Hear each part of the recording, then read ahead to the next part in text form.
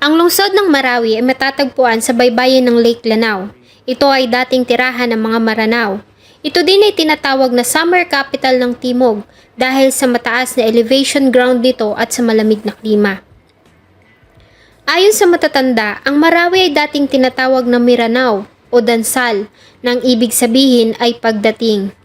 Dinadayo ang lugar dahil sa magaganda nitong lawa, malamig na tubig ng Kanapnapan Falls, magaganda at malalaki nilang museo at marami pang iba. Taong 2017, ang tahimik na lungsod ng Marawi ay naging isang battlefield sa pagitan ng mga militanteng grupo na Maote Group at panig ng ating sandatahang lakas. Marami ang mga civilian at mga sundalo ang nagbuwis ng kanilang buhay para sa pagbawi ng Marawi. Samahan niyo po akong balikan ang isa sa mga naging makasaysayan at madugong labanan na nangyari sa pagbagsak hanggang sa muling pagbangon ng Marawi City. Bago ko po simulan ang ating story, sa mga bago po sa channel ko, please hit the subscribe button at pakipindot na rin po ang ating notification bell para ma-notify kayo sa mga bago nating upload na videos. May 23, 2017. Ang kaguluhan sa Marawi ay nagsimula ng alas 2 ng hapon sa barangay Basak Malutlot na magtungo doon ang mga kapulisan matapos makatanggap ng report na nasa lugar ang grupo ng Maute Brothers. Ngunit sa halip ay nakita nila ang isa sa mga most wanted terrorist na si Isnilon Hapilon, ang leader ng Islamic State-affiliated Abu Sayyaf Group na nakabase sa Lanao. Dahil dito ay agad na nagtungo ang militar sa lugar at dito na nagsimula ang barilan sa pagitan ng grupo ni Hapilon at ang pinagsamang puwersa ng army at pulis. Ilang minuto pa ay dumating na sa lugar ang reinforcements ng grupo ng mga militante mula sa Maute Group, isang armadong grupo na nangako ng alyansa sa Islamic State at siyang hinihinalang may kinalaman sa malaking pagsabog na nangyari sa Davao City noong 2016. Ang tinatayang 500 armadong miyembro ng Maote ay umatake sa Camp Ranao kung saan nakaistasyon ang 103 Brigade ng Philippine Army at inukupan nila ang maraming mga gusali sa lungsod. Kabilang na dito ang City Hall ng Marawi, Mindanao State University, hospital at maging ang Marawi City Jail kung saan ay tinatayang nasa 107 na mga inmates ang kanilang pinakawalan at 39 naman mula sa Malabang District Jail. Mabilis na kumalat ang mga miyembro ng Maote sa kalsada ng Marawi, dala-dala ang itim na watawat ng ISIS. Sinunog din nila ang ilang mga gusali tulad ng St. Mary Cathedral, Ninoy Aquino School at Dansalan College na pinapamahalaan ng United Church of Christ. Ang buong syudad ay isinailalim nila sa lockdown. Ang linya ng kuryente at communications ay pinutol. Ang mga daan papasok ng Marawi ay hinarangan ng government security. Samantalang lahat naman ng daan palabas ng Marawi ay hinarangan din ng mga grupo ng militante. Maraming mga civilian ang kanilang dinakip bilang hostage, kabilang na dito ang Catholic priest na si Father Chito Suganob. Nagpanik ang mga tao at nagkagulo, napuno ang kalsada ng mahahabang linya ng sasakyan na nais na umalis sa lugar. Nabalot ang langit na may itim na usok. Kabi-kabila ang palitan ng putok at mga pagsabog. Inalis ang mga watawat ng Pilipinas at pinaltan ng itim na watawat ng ISIS. Nagkaroon ng mass evacuation o tinawag ng media na Marawi Exodus. Nagkaroon ng traffic sa kalsada patungong Iligan at Cagayan de Oro. Sa ilang oras na kaguluhan, ay may naitalang 11 na mga civilian ang namatay. 2 dito ay na-identify ng Lanao del Sur Provincial Disaster Office na drivers ng mga ambulance na hinarang ng mga militante habang nagsasagawa ang mga ito ng kanilang trabaho sa pagsagot sa mga kabi-kabilang emergency call. 9 naman ay lula ng isang truck na hinarang din ng mga militanteng grupo sa isang checkpoint. Lahat sila ay binaril habang nakatali ang mga kamay. Ang pang-11 ay isang police officer na pinugutan ang ulo ng mga militanteng grupo. Dahil sa kaguluhan, agad na isinailalim ng Nonoy President na si former President Rodrigo Roa Duterte ang buong Mindanao sa martial law. kahit pa nga ito ay nasa Russia para sa kanyang official visit. Kinabukasan, May 24, ay dumating si former President Rodrigo Roa Duterte sa Ninoy International Airport mula sa Moscow. Agad niyang sinuspinde ang privilege ng writ of habeas corpus sa buong Mindanao, giving powers sa lahat ng military forces para magsagawa ng warrantless arrest sa lahat ng mga militante na may kinalaman sa kaguluhan sa Marawi. Samantala, ay patuloy pa din ang palitan ng putok sa pagitan ng mga militar, pulis at Maote groups. Habang isinasagawa ang malawakang rescue at evacuation ng mga tao doon, nagawa namang mabawi ng militar ang Ami Pakpak Hospital at nagawa nilang ma-rescue ang 120 ng mga civilians na ginamit na human shield ng Maote group sa hospital. Nagawa din nilang mabawi ang City Hall at ang Mindanao State University. Samantala, ay dumating naman ang mga karagdagang pwersa ng militar sa Laguindingan Airport para tumulong sa ginagawang pagbawi sa Marawi. Sa isang press conference ay pinangalanan ni former President Rodrigo Roa Duterte si Chief General Eduardo Año para tumayong martial law administrator. Si Año ay dapat na magriretiro dahil sa uupo sana ito bilang Chief ng Department of Interior and Local Government. Ngunit dahil nga sa kaguluhan ay hindi na ito natuloy. Dahil sa mahihirapan sila kung magpapalit ng mga mamumuno sa kalagitnaan ng kaguluhan. Kaya naman ay in-extend ni former President Duterte ang tour of duty nito ng 6 na buwan. May 25 ay napalibutan na ng sandatahang lakasang ng ating bansa ang Marawi City. Ngunit nahihirapan sila at nagiging maingat sa kanilang ginagawang pagpasok dahil sa marami pa ang mga sibilyan ang naipit sa kaguluhan.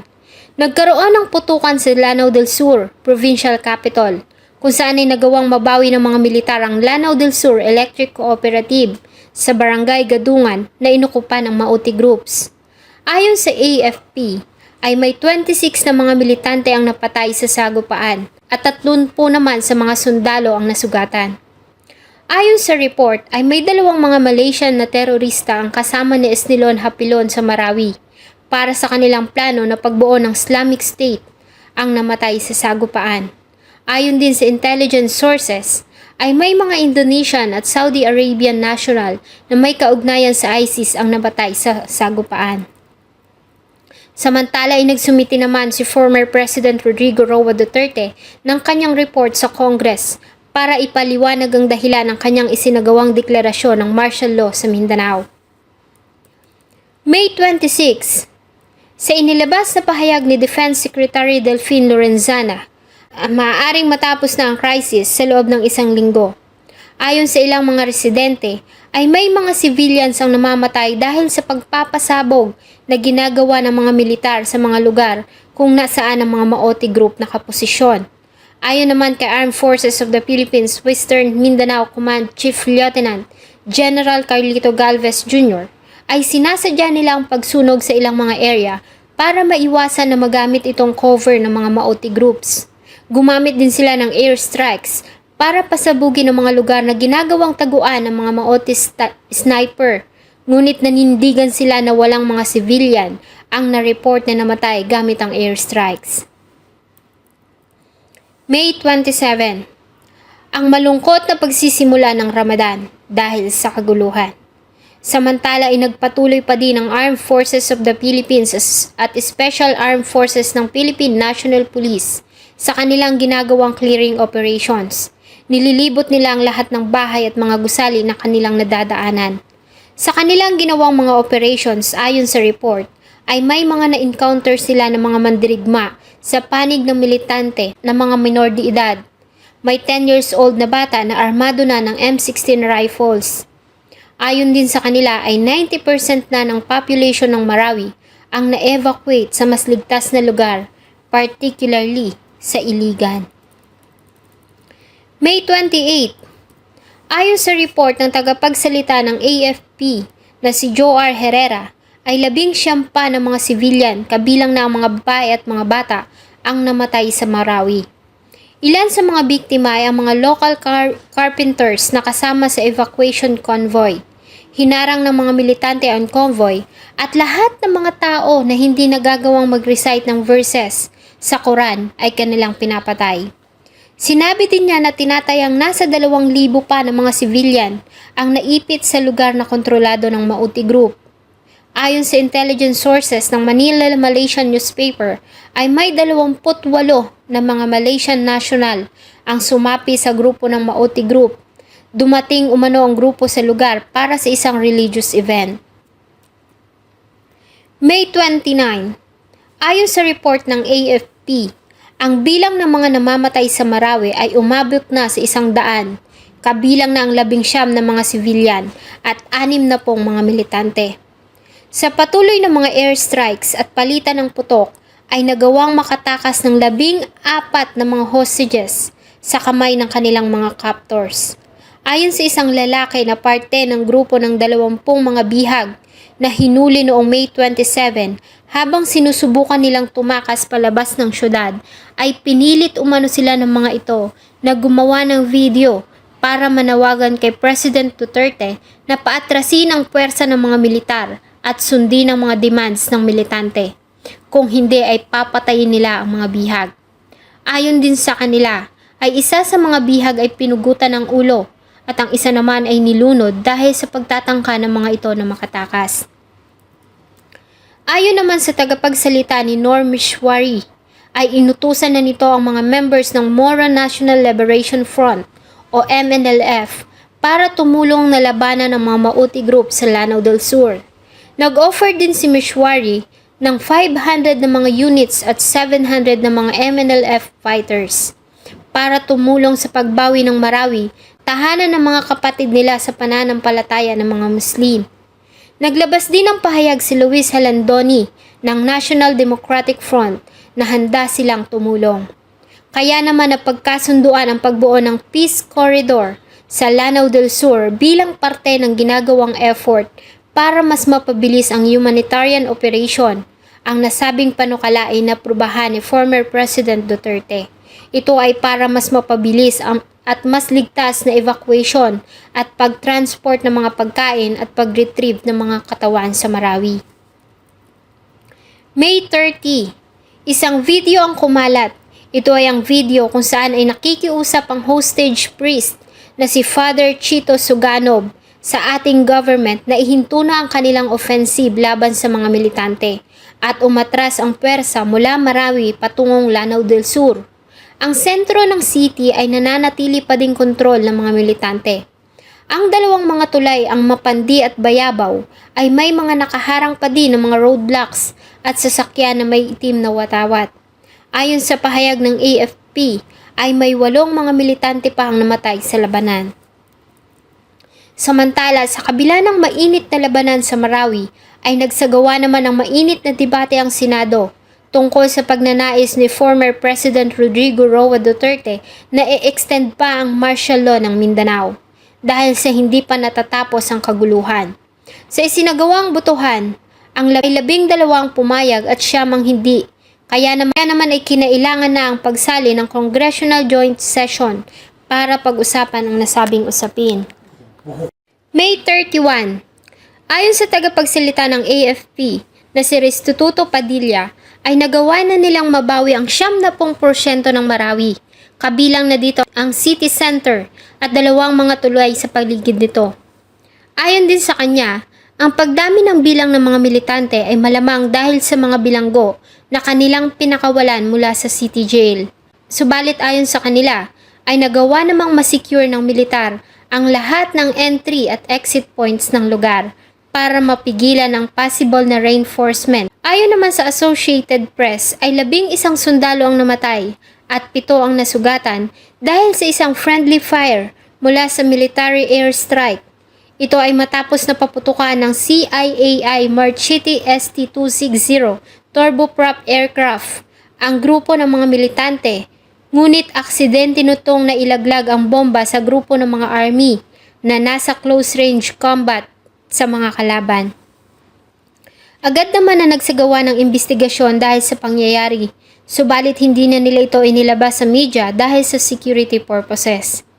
Sa nasabi ding araw ay 8 mga miyembro ng Maote ang sumuko sa gobyerno. Sumuko ang mga ito sa unit ng Marine Task Force Tiger Tawi-Tawi na pinamumunuan ni General Custodio Parcon.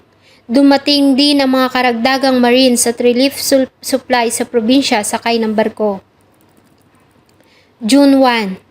Sa isang press conference ay sinabi ni Defense Secretary Lorenzana na 8 mga dayuhang militante ang napatay sa Marawi. 5 sa mga ito ay Malaysian, Indonesian, Saudi Arabian, Yemeni at Chechen national. Ayon sa kanila, ay bumaba na ang bilang ng mga militante na nasa Marawi. Karamihan kasi sa mga ito ay tumakas na. Sumama ang mga ito sa mga grupo ng mga civilian na in-evacuate sa lugar. June 2. Ang Indonesian Foreign Ministry sa pamamagitan ng kanilang embassy sa Manila ay nagawang ma-rescue ang 17 nitong mga tao mula sa Marawi sa tulong ng ating sandatahang lakas.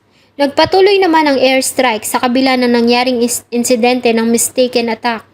Hindi naman nasunod ang pangako na mababawi ang Marawi ng June 2 dahil sa patuloy pa rin na nakikipaglaban ang mga militante at mas nahirapan pa sila dahil sa ginagamit ng mga ito mga babae at bata bilang kanilang mga panangga. Kaya naman ay kailangan maging maingat ang kanilang magiging kilos para maiwasan ang pagkakadamay ng mga sibilyan. June 3 ay 16 na mga suspected na member ng Mauti Group ang naaresto sa gilid ng Agus River, malapit sa crucial bridge ng Bangolo. Ayon sa report ay tinatayang nasa 200 hanggang 250 na lamang ang mga militante na nasa Marawi. Ngunit siniguro naman ang militar na napapalibutan na nila ang Bangolo, ang Central Business District ng lugar kung nasaan ang mga Mauti Group na patuloy pa din na nakikipaglaban. June 4. Isang tigil putukan ang napagkasunduan sa pagitan ng Philippine Government at Mauti Group. Ang nasabing agreement ay pinacilitate ng MILF na siyang inatasan ni former President Duterte na tumulong sa negotiation para ligtas na mailabas ang mga sibilyan na natrap pa rin sa loob ng city. Ang tigil putukan ay nagsimula ng alas 8 ng umaga at magtatagal ng 4 na oras. Ngunit sa kabila nito ay muling nagkaroon ng putukan ng ganap na alas 9 ng umaga. June 5 ay naglabas ng pahayag ang AFP na magbibigay umano ng 20 million pesos na reward si former President Duterte sa makakahuli, buhay man o patay sa mga leader ng militanteng grupo na sila Isnilon Hapilon at ang magkapatid na Mauti brother na sila Abdullah at Omar Mauti. Samantala ay nagawa namang makarecover ng mga Marines ng pera na nagkakahalagang 52.2 million pesos at cheque na nagkakahalagang 27 million sa isang bahay na inuukupan ng Mauti Group. June 6. Nahuli ng Davao Police ang 67 years old na si Kayamura Mauti. Siya ay nahuli ng Task Force Davao sa checkpoint sa Sirawan, Turil District naganap na alas 10 ng umaga. Sakay ito ng itim na van nakasuot ng surgical mask para maiwasan na makilala ito sa checkpoint.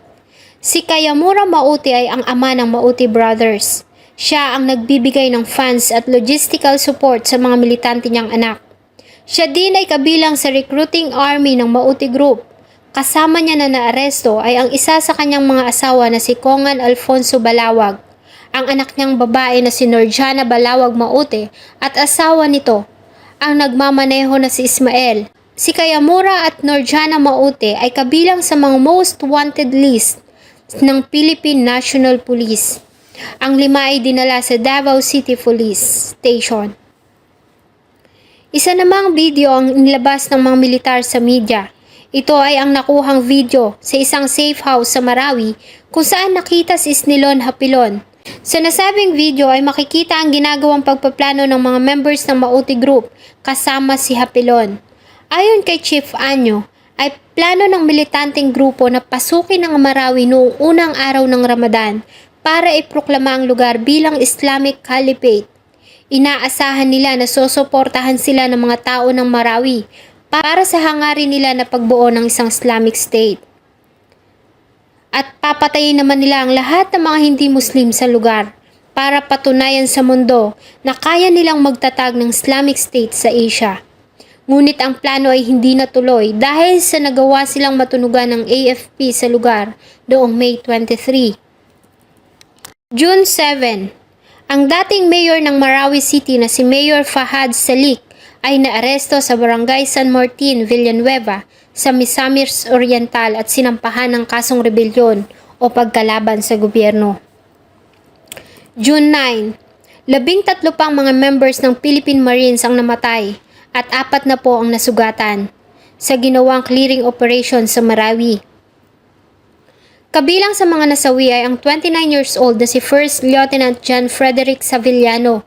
Pinamunuan niya ang team ng mga sundalo na nakarecover ng tinatayang 80 milyon na halaga ng cash at cheque sa isang bahay sa Marawi.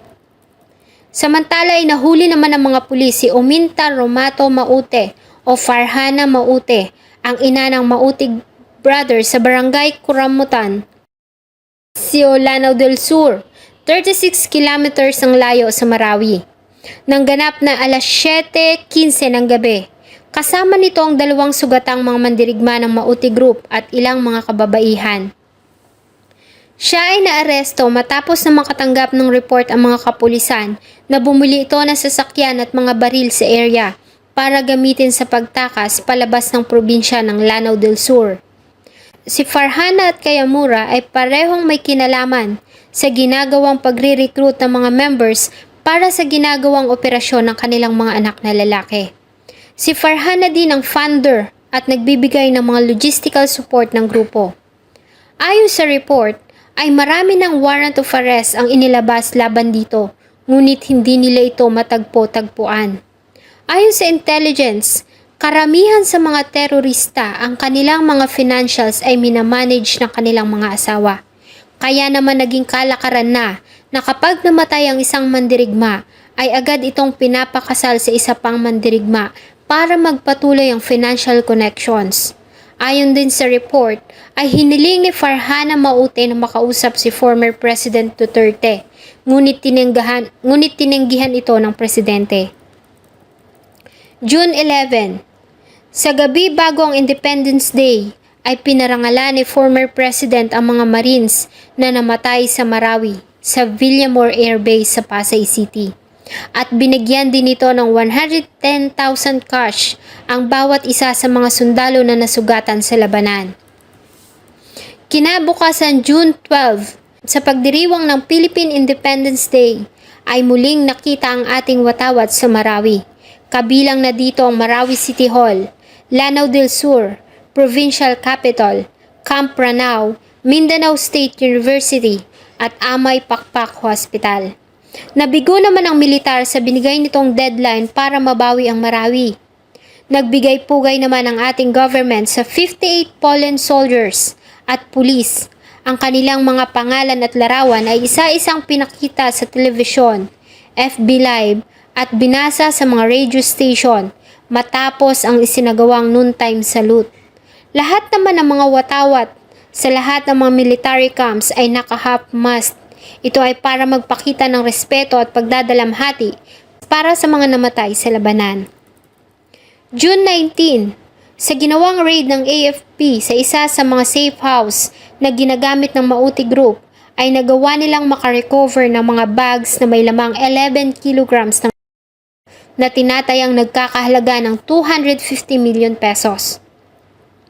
Ayon kay Captain Eric Estrivillo ng 49th Infantry Battalion, sa isang press conference ay gumagamit umano ang grupo ng Maute ng para makaya nila ang mahabang oras ng pakikipaglaban. June 23 ay tinanggap ng ating government ang offer ng Australia na magpadala ng 2 AP-3C Orion surveillance aircraft para mag-assist sa AFP sa Marawi. June 25, bilang paggalang sa pagtatapos ng Holy Month ng mga Muslim, ay sinuspinde ng mga militar ang kanilang ginagawang offensive attack. Ang nasabing humanitarian post ay nagsimula ng alas 6 ng umaga hanggang alas 2 ng hapon para sa pagdiriwang ng mga ito ng kanilang Eid al-Fitr.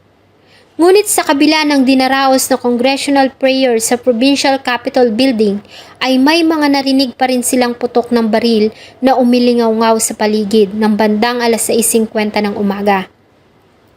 Subalit na natili namang alerto ang mga sandatahang lakas ng ating government at mahigpit pa rin nilang binabantayan ang lahat ng exit at entrance na patungo sa Marawi para maiwasan ang pagdating ng reinforcement para sa mga militante.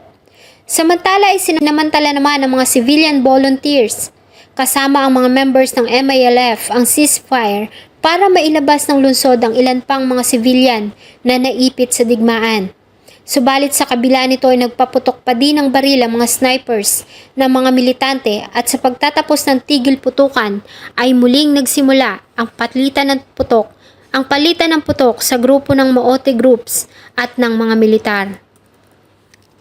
June 28 ay bumuo si former President Duterte ng Task Force Bangon Marawi na pinangunahan ni Lorenzana sa pamamagitan ng Administrative Order No. 3 para simula ng rehabilitation ng Marawi City. Nag-donate naman ang China ng mga baril at ammunition sa Philippine military. Sa katapusan ng June 30, ang dalawang surveillance planes na pinangako ng Australia ay nagsimulang magsagawa ng operation sa Marawi. Sakay nito ang mga Filipino na piloto at technicians na siyang tumutulong para sa pagre-relay ng informations sa mga forces na nasa ibaba.